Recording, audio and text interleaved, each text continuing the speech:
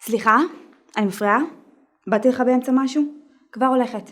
תראה, אני לא מכירה סופרים בתחום שלי ואתה סופר, נכון?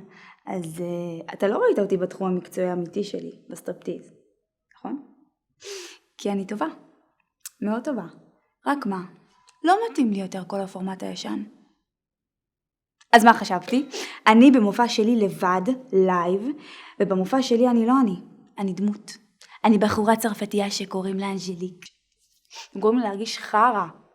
תעשי את לחיות תחת הפיקוח המתמיד של אבא למשך 5 דקות, תגידי לי אם זו מוצא חן בעינייך. איפה את? איפה את? לא, אל תאכלי את זה, לא, תלכי לשם, תעשי את זה, אני אסיע אותך.